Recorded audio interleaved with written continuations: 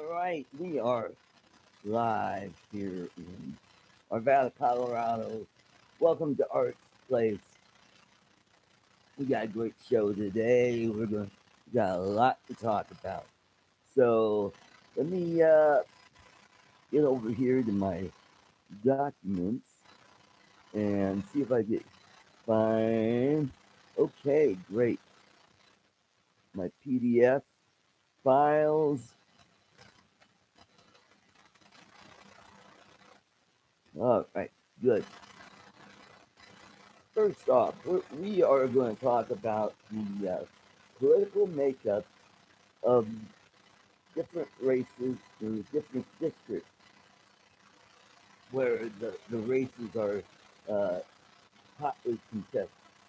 So, what we're going to do is we're going to cover Senate District 16, Senate District 20, Senate District 22, and okay, what else? Oh, Senate District 30, which is Chris Holbert's district. That should be a very interesting thing to see. Let's see. Oh, and then we'll do some House races, such as House District 24, which has an incumbent Republican who's being challenged, I'd say, by three Democrats.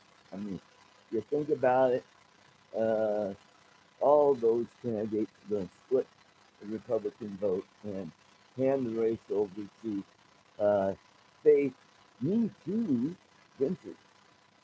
So it's not looking good. If we could pick up Senate District 20, then I think we could hold on to the Senate. Because if we lose the Senate, then we don't have much say in the Assembly. And if the Democrat gets elected governor, well, things could really go bad quickly. So let's get back to the show. Okay, Leslie Hollywood has joined. All right. Thanks for joining in, Leslie. How was your rally yesterday? You just had a rally up in Longmont, I believe, for the Second Amendment. And I've known Leslie for almost 9 years now, and she is a true patriot. So it's great to have her on our side. All right, let's see what's going on YouTube. Okay, nobody's on that.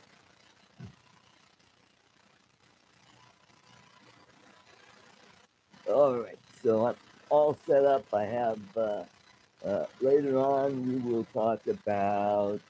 Oh, I'm going to talk about LPR, that leadership program of the Rockies. Are they really teaching leadership? We'll find out when that segment comes up. Also, we will talk about what's going on in Hawaii with that volcano. Oh boy, pretty nasty stuff. But you've seen some of the videos of the lava flows. Some of them are like really awe-inspiring to watch. There was one video where a stream of lava is shooting out from the side of a cliff, like somebody turned on a fire hose and dumping red hot lava into the ocean. And when it's doing that, well, we'll talk about some of the dangers. Also, we have an injury from that volcano. So we'll talk about that. And then we will close out with drone news. If you don't know, I am a certified drone operator. So if you are in real estate or construction and you need someone to come out and do some aerial video and photography, I can do that. All right, we got. Oh, How's that, Steve? Okay, he says, having trouble with the sound. Okay, how about I do this? Laurel, Laurel, Laurel. All right, yeah, I got suckered into that, and it starts off. It does sound like Laurel, but once you change the pitch and the frequency go up, it sounds like Yuri. Yuri. It doesn't sound like Lonnie, Yanni to me. All right. Um, all right. Uh, hey, you folks out there, and how's the voice sound, or how's the audio? Is it kind of staticky? Oh, you know what? I bet it is, Steve. The camera is next to my PC, and it's probably picking up the fan. So I've been having issues with that. So not much I could do. I've tried muffling the sound, but just let's get back to the show, shall we? So, let's get to my PDF files and let's talk about some of the House and Senate races. All right, so I'm over here, and these are the latest numbers for uh, the districts. These were printed out after, well, in 2012 when the last census came out. And these were the new numbers for after the districts were reconfigured, like they do every 10 years. If a district loses some people, then what they do is they redistrict to where they could pull in some voters from other areas to because I believe they have to at least be I think close to 80,000. So we will check that out. Okay, Senate District 30, which is Chris Colbert's district. Now here's the kicker. He's got two challengers, the normal Democrat, and then there's this guy named Steve Peterson of the what is it? Oh, the Colorado First Party, whatever that means. Which really means it's another liberal party masquerading as a an alternative. And I always expose these guys for what they are.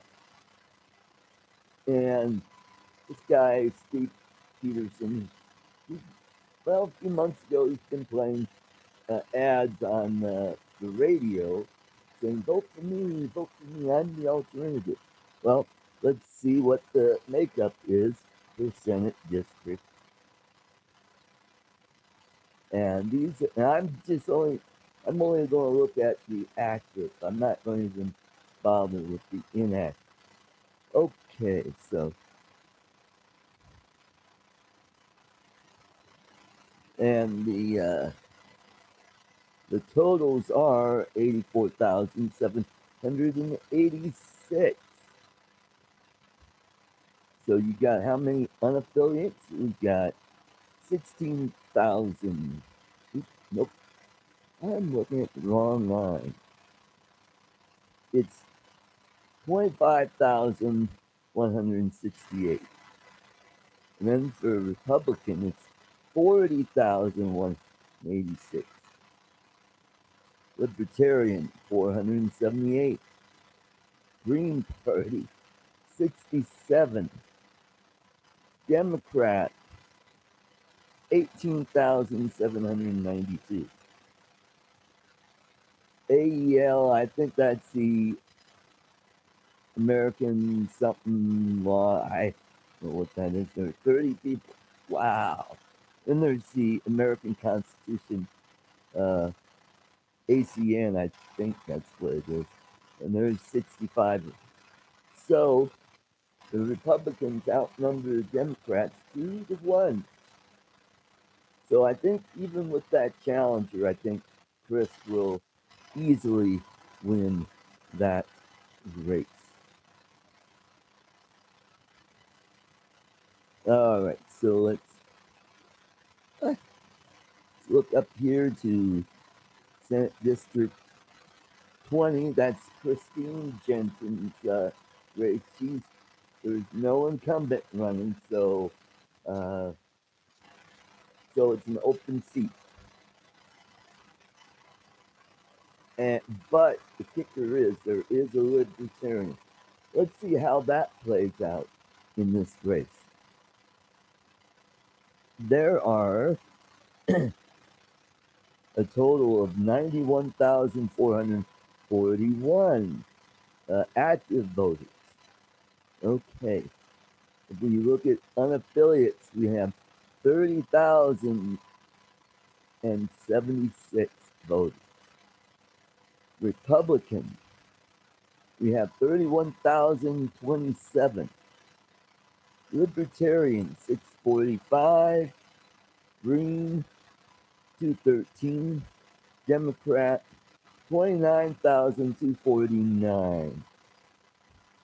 I won't even mention the other two parties because their sizes are so small they're not going to make a difference. So here's the deal: the Libertarian will probably peel off enough voters from Christine Jensen to hand the election to the Democrat opponent. However, the Democrats are in a primary for this district. So, nope, I take that back. That's in Tony Sanchez district.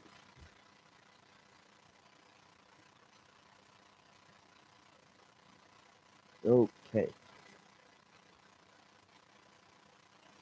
So that's gonna be tough. The only way things can change is if the Libertarian decides to endorse Christine and stands down. And that's what happened to Laura Woods when she first ran for state senate and easily defeated. Well, shouldn't say easily defeated, but she beat, she did beat Rachel Dinglingers and Zinger.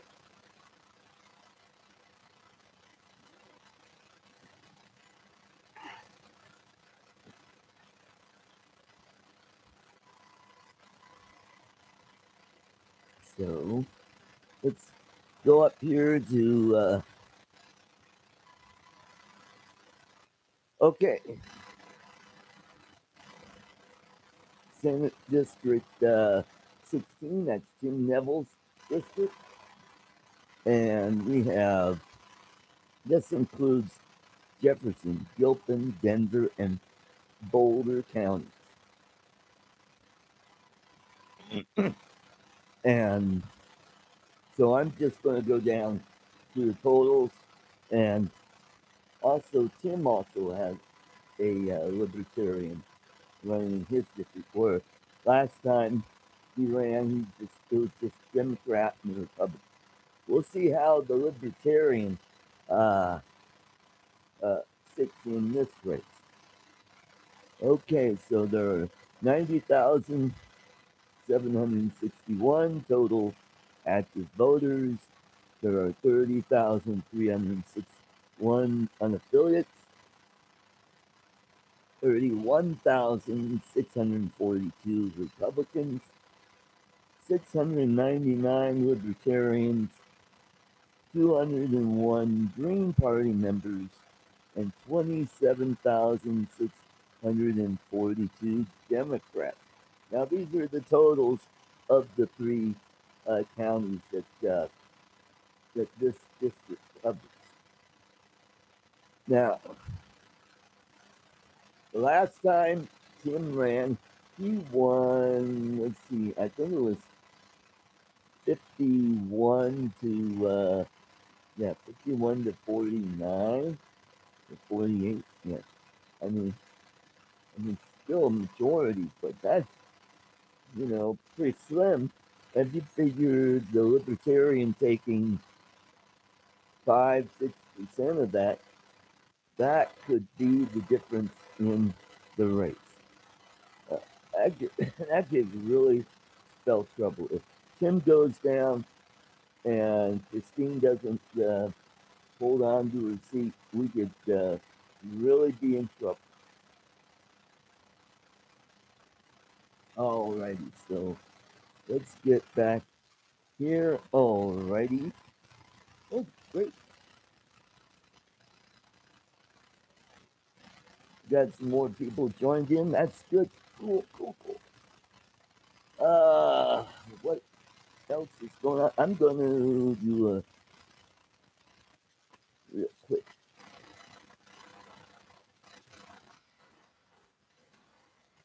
And then she's in Senate District 24. Okay, we'll look that up.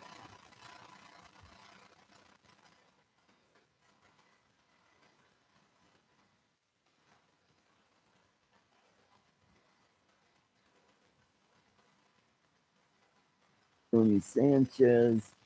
Find out what Senate District 22. Okay, let's go. Let's go back to our sheet.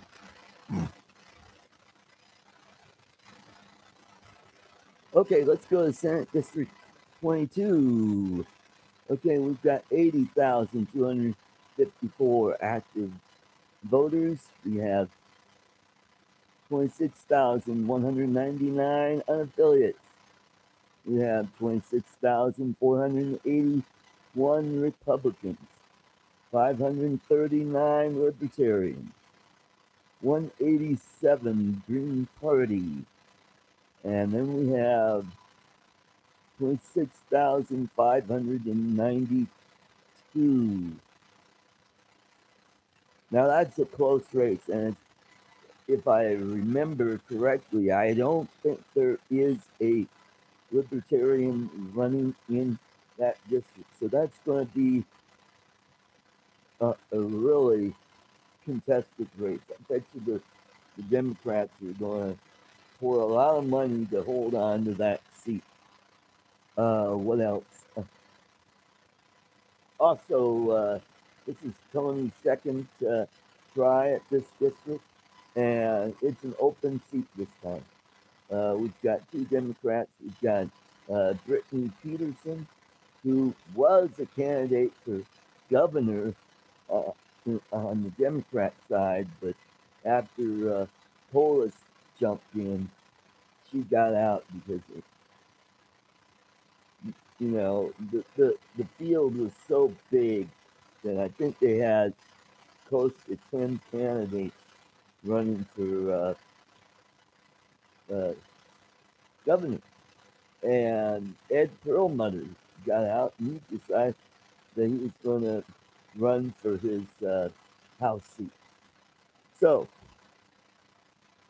I think that Tony might have a chance to win this race if he could get some of those disaffected Democrats. Really, if he gets a large chunk of the unaffiliates, he could win this race.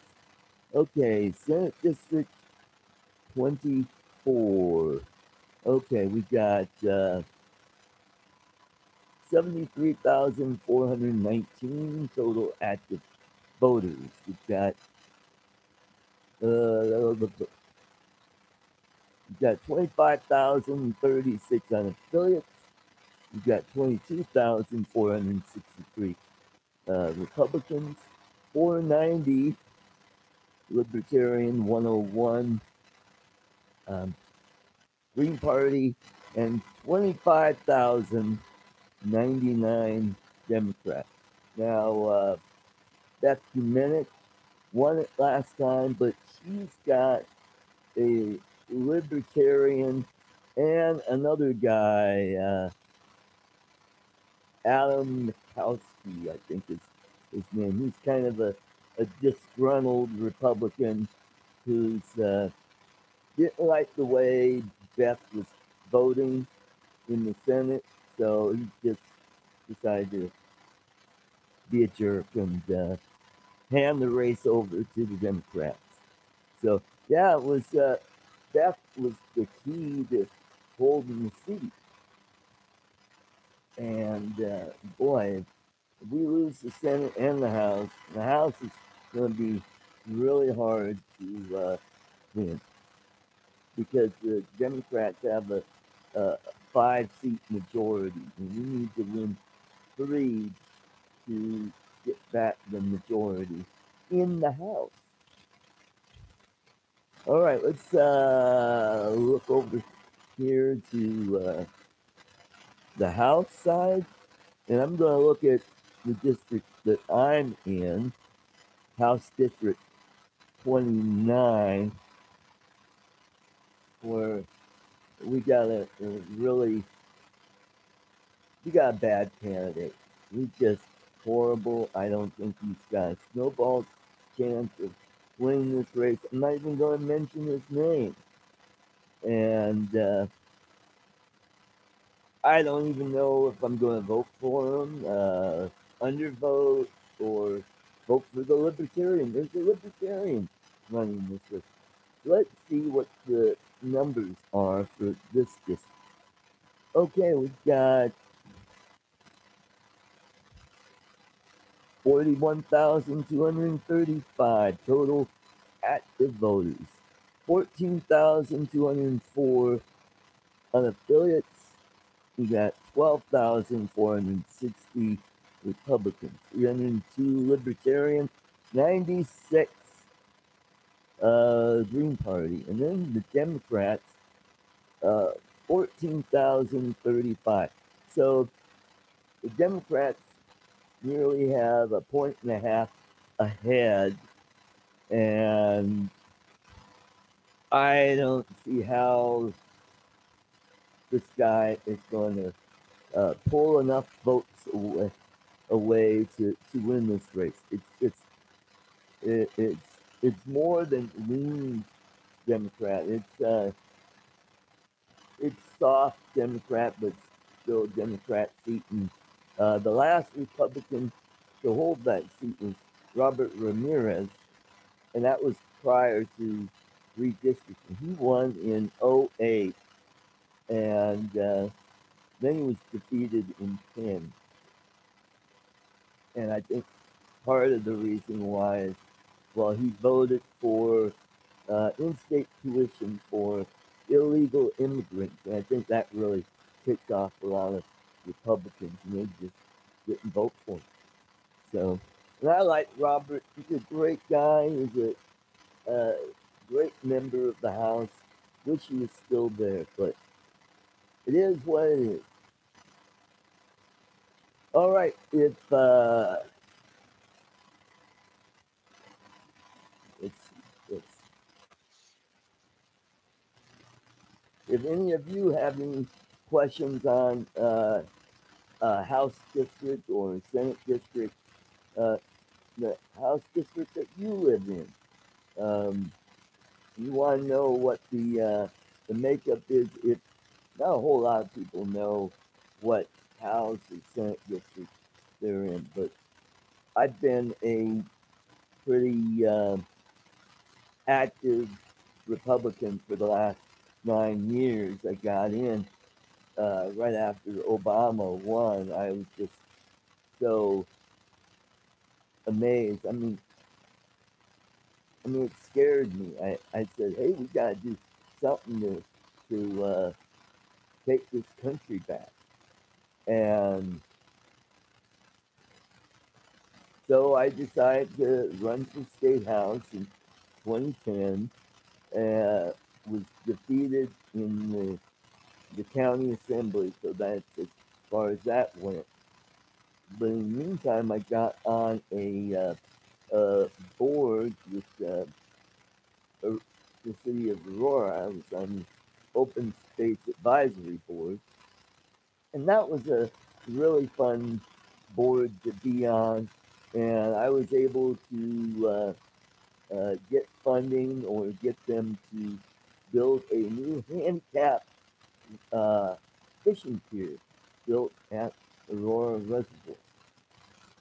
So, and I was confirmed unanimously by the Aurora City Council, even though my uh,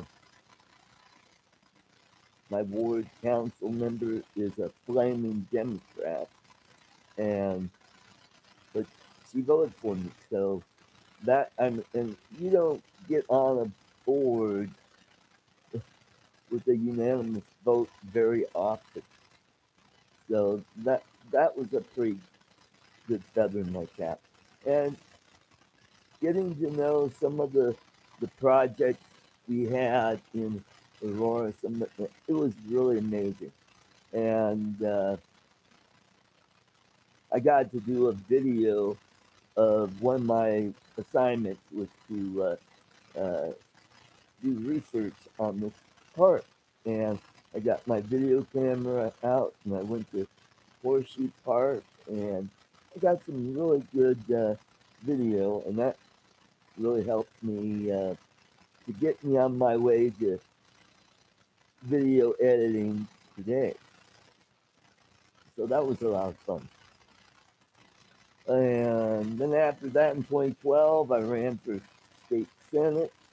Uh, I made it to the primary, but was defeated in the primary. However, the candidate they had for House District 41, which was the seat I was running for 2 years early, decides to drop out without telling the county uh, chairperson. And those people, people in the executive committee in Arapahoe County, they all knew that I really wanted to run for office. I really wanted to get on the general election.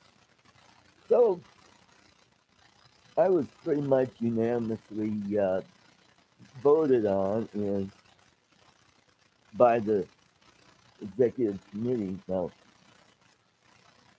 it was pretty easy because there were two other people that wanted to run for that district, but they didn't show up. So it was a piece of cake for me, and I raised a lot of money, and I was able to match what my opponent had left because he had a pretty hotly contested primary himself, and he knocked out the district favorite, who was Nancy Todd's husband, who was being groomed to take her seat. And then Wellington Webb put one of his candidates in to win that seat. Now, Jovan Melton is probably one of the most liberal members of the state house. I mean, he put up a bill this year to have special rights for the homeless people. Really? They need special rights? That's amazing. That really just gets me. Oh, all right. Scooter McGee is in the house. That's good. I see a lot of familiar faces from the past show. Thanks for joining up. Let's see how we're doing on, and we're doing okay on YouTube. Okay.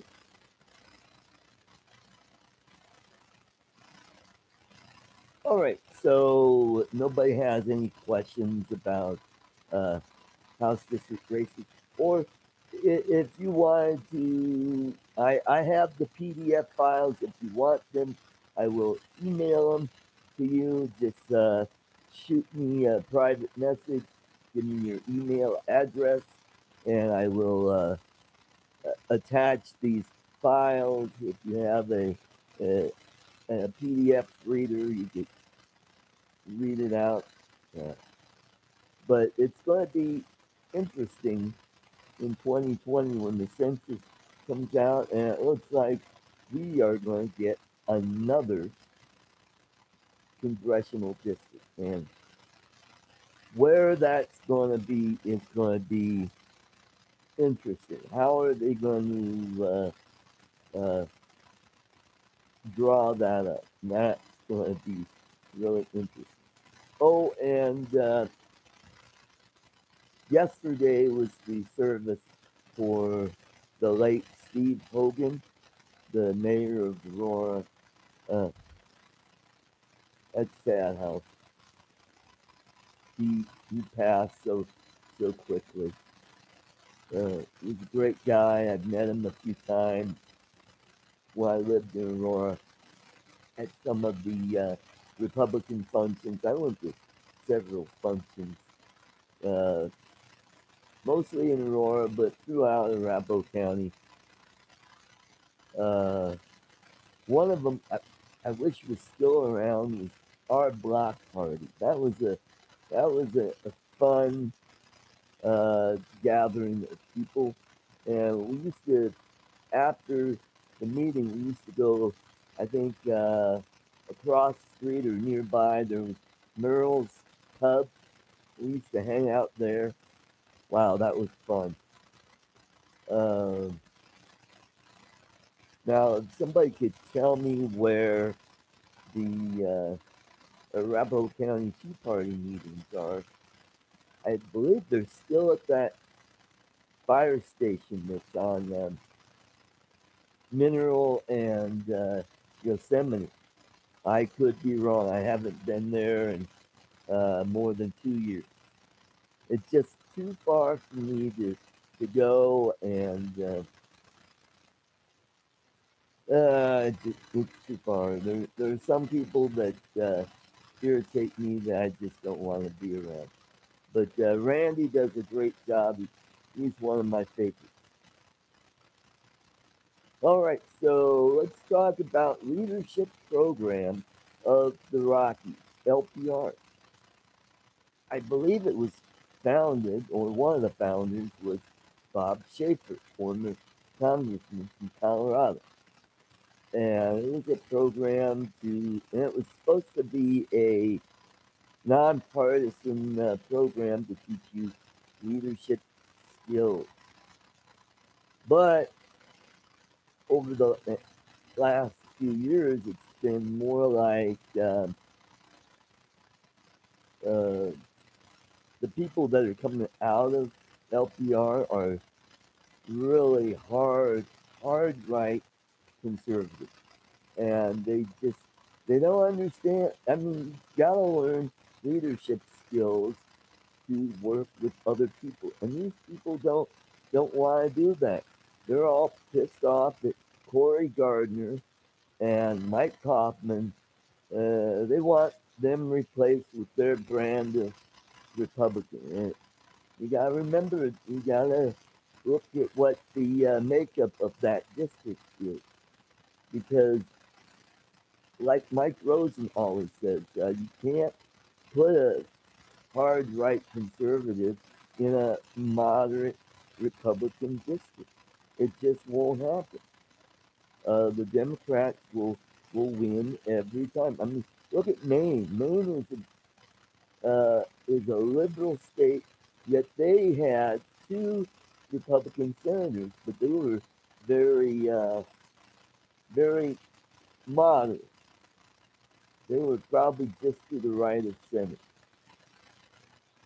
And yeah, they voted a lot with Democrats, but they had to if they decide to take a hard line stance on issues, then they could lose their seat. So Ideology is about ideas and principles. It's about ideas. Yeah.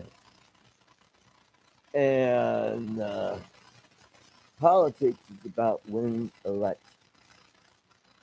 And the name of the game is to get more of your guys on your team to hold on to more seats in the House or the Senate.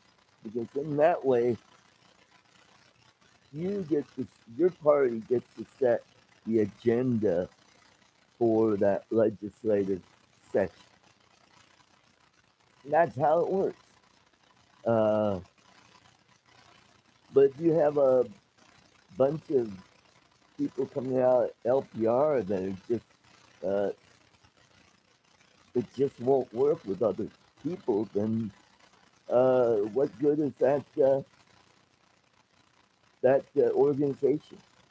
You know, I mean, it's great that they teach you about Constitution, Declaration. I mean, everybody should know it, and but how many of the average people know anything about the Constitution? Oh, it's just a whole different deal. You gotta tailor your district. You gotta, you know, if your district is starting to move to the left, you gotta move to the left. If it moves right, then you move to the right. If there's a solid conservative district like Chris Holbert's, uh, a moderate Republican would not win. I mean, they would be defeated in a primary, and that's why Chris can hold those uh, strong conservative principles. But I mean, because he can, that district can handle them. Where Tim Neville, he might have a hard time this time around. But we shall see in November if he could pull it out of the fire. Also, my other big gripe with LPR was how expensive it is to pay for a course. And I thought, you know, when I first heard of it, I thought about uh, joining. I found out it was like 3 or 4 grand. I'm like going, holy cow! What are they doing? Handing out books with gold leaf on it? Or, I mean, what the heck? What makes it so? Well, it's probably so popular, and that's probably what drives the price up. I originally thought, oh, it might cost a couple $100. I could probably afford that.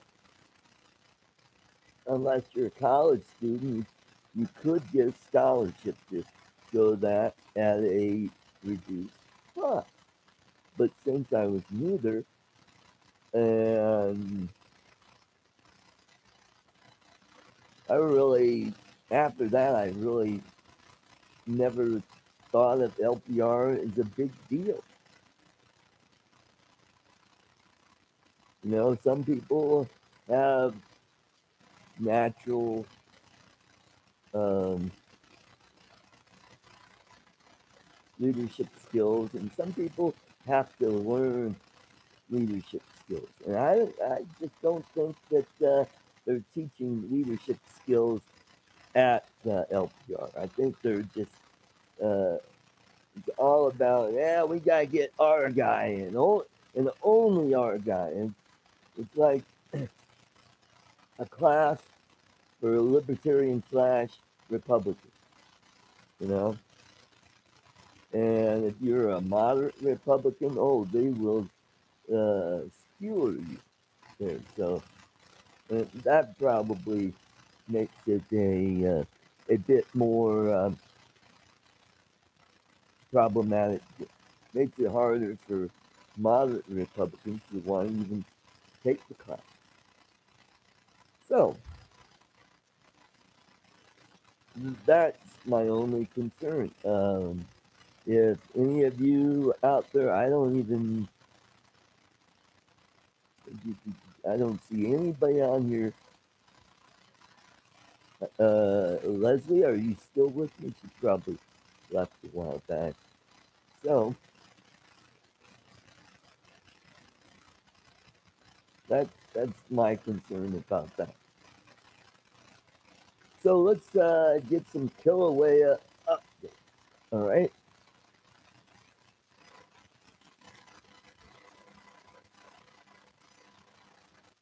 All right. So now we've got another thing to worry about. Not only do we have to worry about lava, but we have to worry about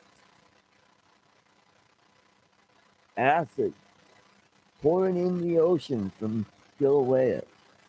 So let's see. This is at USA Today.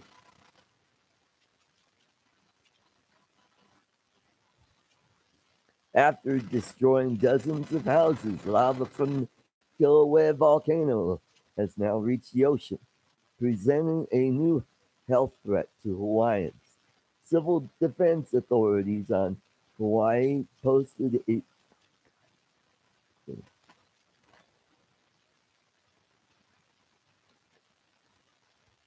okay, posted a warning to stay clear of any lava stream that's flowing into the ocean.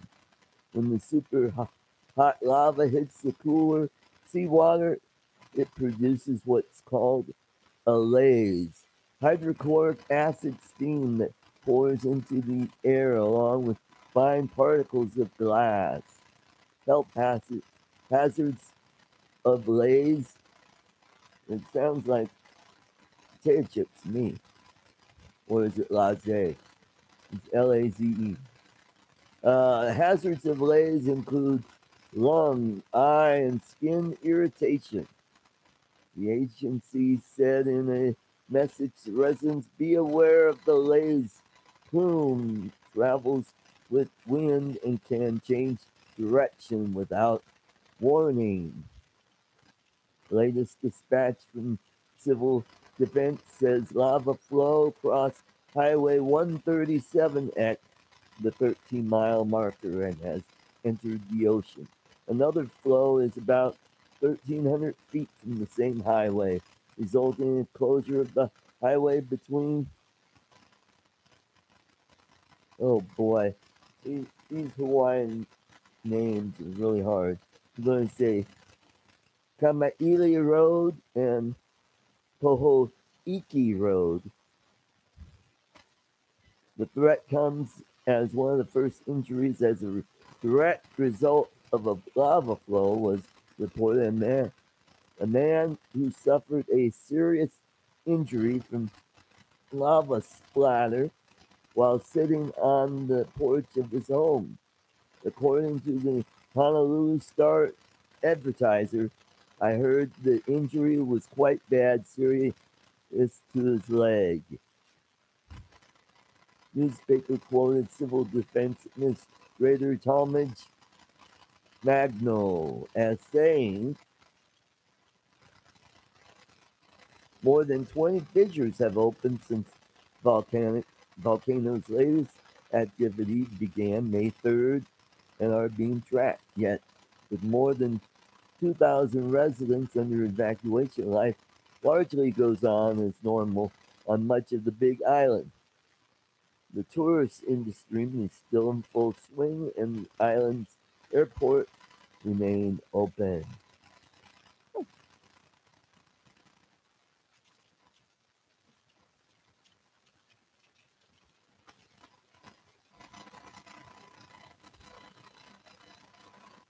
So that's interesting to know.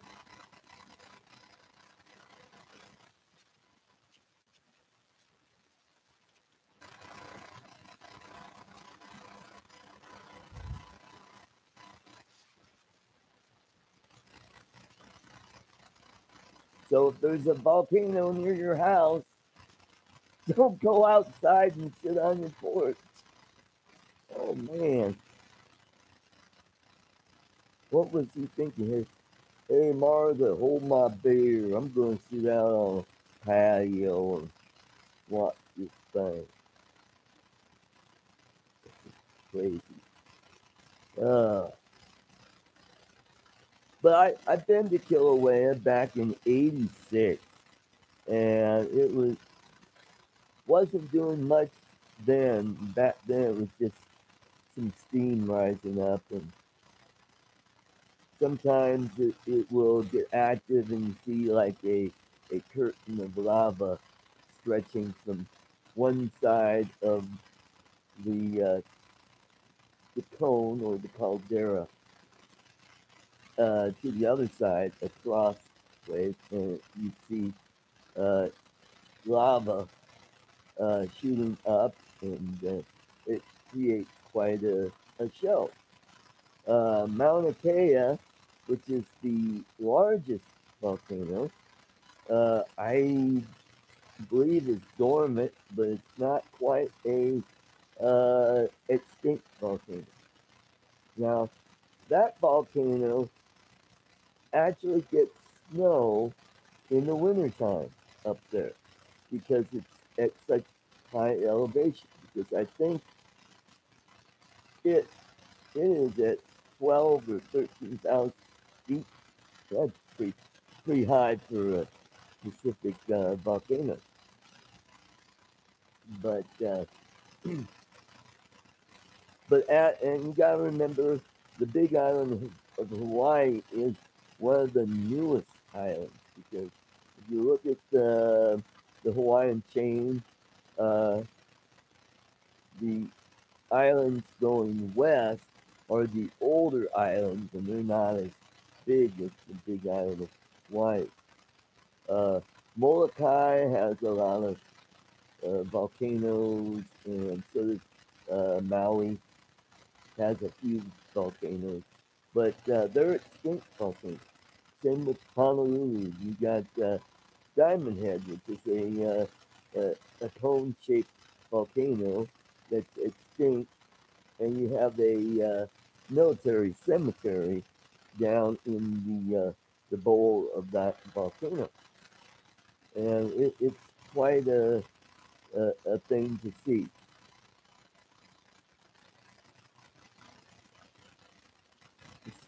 And then I think Hawaii has some remnants of volcanoes, and the further west you go, the smaller and smaller the islands get, to where it's just an atoll with some reefs.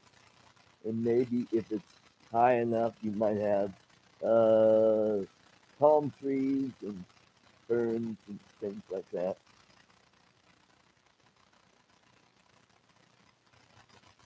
So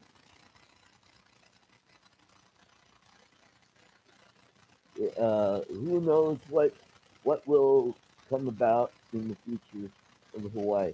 Uh, I'm just going to talk about Hawaii now. They're saying that Yellowstone is starting to rumble, and Yellowstone is a similar type uh, volcano to Kilauea. Now there are two different kinds of volcanoes. There are the caldera type volcanoes where it's just like a big open pit, and the lava spreads out from that pit. And what it'll do is you'll find a soft spot in the side, and it'll start traveling towards get up, and it just takes gravity to take it down to the sea. Mauna Kea is a shield volcano, and it looks a lot like Mount Fuji and Mount Rainier here in the States. And that's your traditional looking volcano. You know, like Mount Etna in Mount Vesuvius that wiped out the town of Pompeii and Herculaneum in Italy. So I'm pretty versed in volcanology. That kind of interests me. I'm kind of science oriented, history oriented kind of guy. I like to read about stuff like that. And that's the one thing I like about YouTube is it's like a giant library out there. If I want to find out something about this or that, just type that in the description bar on YouTube. If you want to fix anything, go to YouTube, type that in, and it'll show you how to fix something. It'll show you hacks on how to do things simpler way without a lot of tools. I mean, it's really interesting.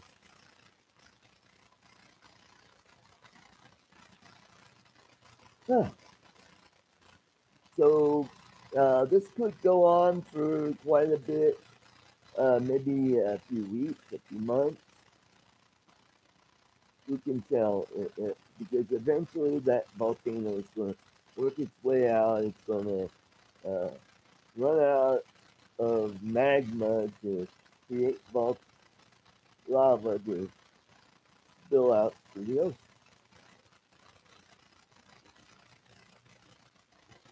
And once that lava hits that water, it turns to steam, and that lava it just kind of it breaks up because of the heat.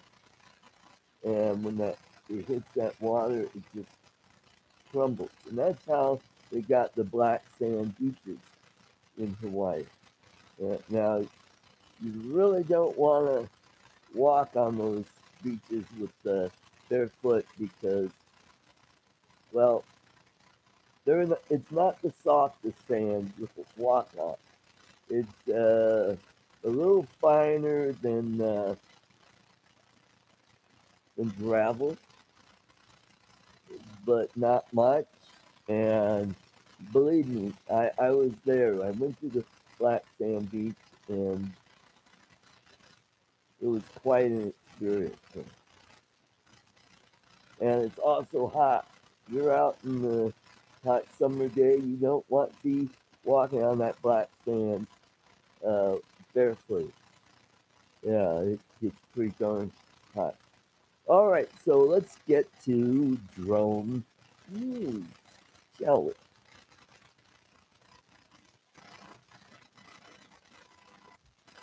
All right, drone pilots pay plummets 90% in race to the bottom. This is from the LA Times. All right, it says here Andy Trench made $2,000 a day in 2015 taking sky high photographs of the East Coast with this drone he made himself. Now he fetches, same work fetches about $175. It's apparent that a lot of this industry is a race to the bottom, said Trent. A Rhode Island entrepreneur has been operating remote controlled aircraft for more than a decade. 3 years after federal regulators began allowing commercial drone flights, the fewer to to cash in has turned into a pitched battle for business. Prices for collecting airborne data have plummeted amid a flood of competition equipped with cheap high-tech aircraft that practically fly themselves. That that's adding the pressure to the drone operators while handling customers' new opportunities for affordable drone inspections, pictures, and other services. The challenge for providers is to figure out how to make a profit. Companies are rushing to carve out a turf in an industry that's being convulsed by paced breakthroughs in sensor capability and machine learning, even as it's being throttled by slowly evolving regulation focused on keeping skies safe.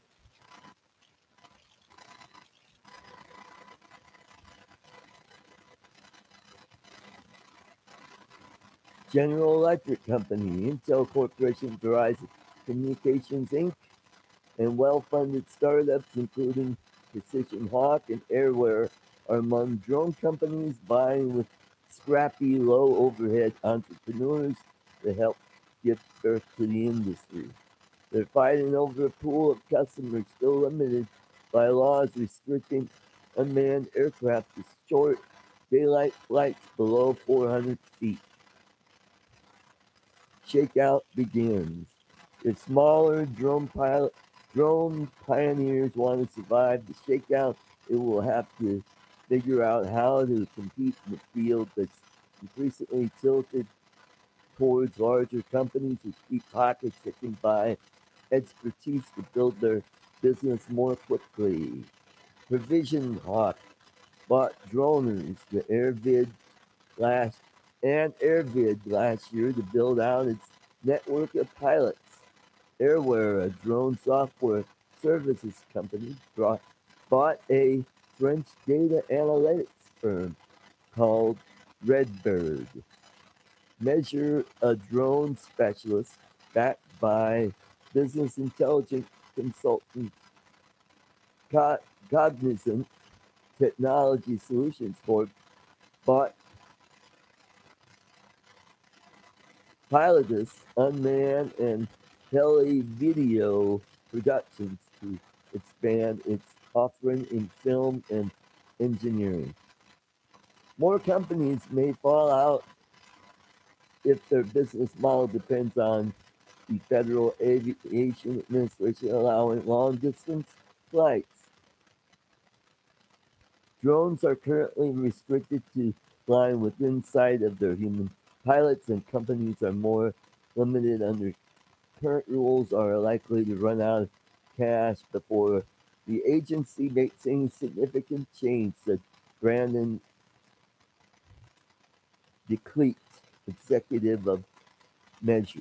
In a step towards expanding the use of drones, the FAA on May 9th announced that 10 teams led by state and local governments will test long distance flights and deliveries. Smarter and cheaper. Drones are enabling industrial companies to slash 25% off their cost infrastructure inspections, which in the past require humans flying planes and helicopters or dangling in harnesses beneath bridges. The price charged for a drone inspection of an industrial site has dropped to about $5,000, a third of what it was 2 years ago, said Alex Tepper, who founded GE's new venture, Avitas System. Tepper estimates that the intelligent inspection market for the power, rail, aviation, and oil and gas industry tops $27 billion globally, with the newer business of analyzing the collected data bringing in an additional $20 billion. Even with the prices dropping, the sheer size of the market is attracting a lot of people into the business to offer basic services such as roof inspection or aerial photography, said Phil Finnegan, an industry consultant with the Teal Group. There are very low barriers to entry, Finnegan said. Technology itself is proving to be one of the big competitive threats. As drones become more automated and easier to fly, some would be customers are instead buying their own aerial robots to fly by themselves. Expanding scope. That driving companies such as Avitas to think beyond the aircraft. We're much more interested in the data and data analytics, Tepper said. Avitas plans to offer automated data analysis to detect corrosion and cracks in surveys of infrastructure such as storage tanks and even predict where a railroad track might fail, Tepper said. The startup also can leverage its parent company's clout by offering its services to GE customers. Measure is rolling out a franchise of trained pilots to win work that includes inspections, law enforcement, and filming sports events. Data analyst is done at the company's Washington, D.C. headquarters. The company aims to create recognized brand capable fending off low ball pricing from one person outfits that could jump into the business for less than $1,000. Cost a small drone and license. Having a highly skilled pilot at the controls is important when you're inspecting a $15 million wind turbine or if you're flying over a newly commissioned solar farm, Declet said. No one wants to take any risk when it comes to aircraft falling or crashing into critical infrastructure.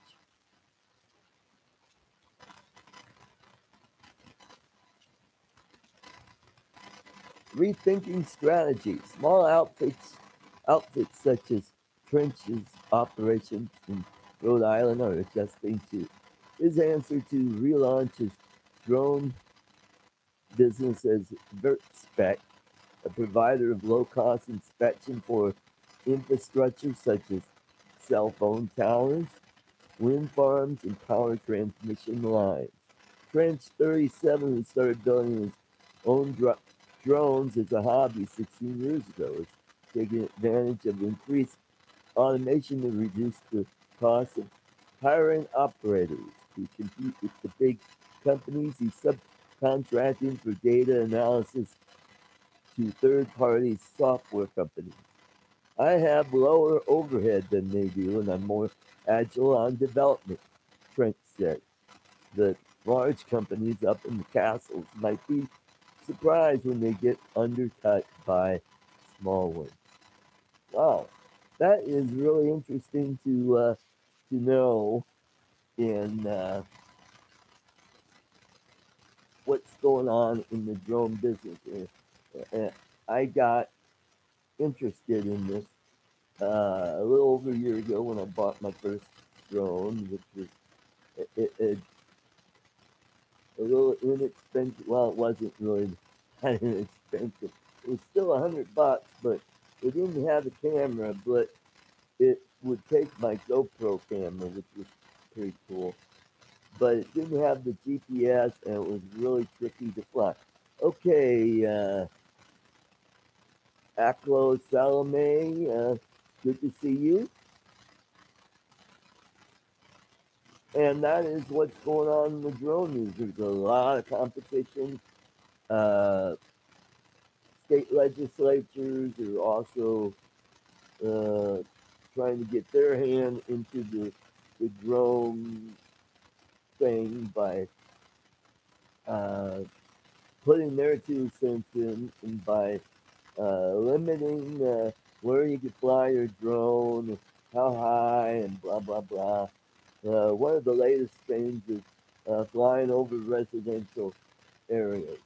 Say you're out for a real estate company to take video of a home, and you get out there, and your drone is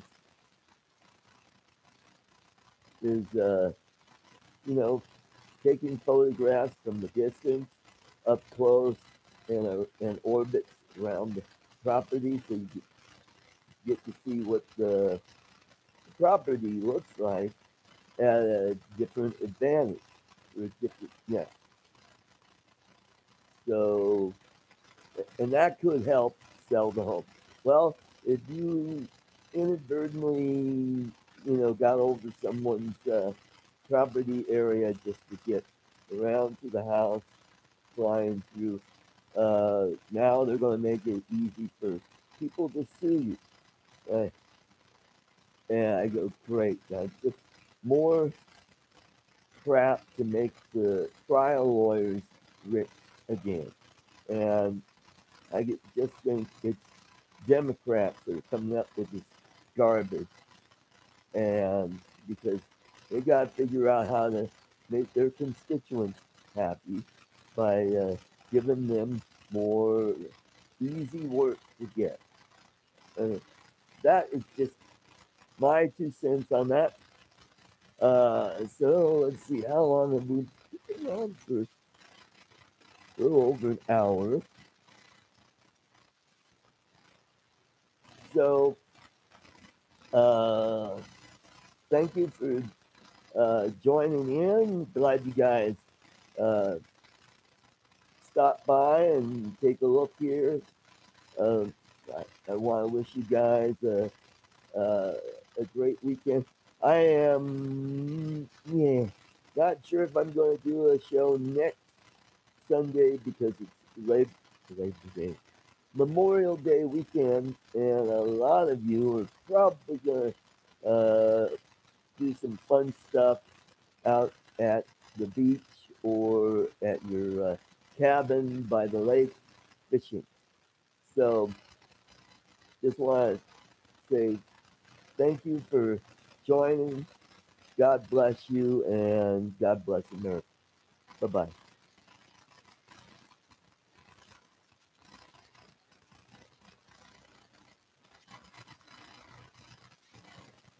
But and bye.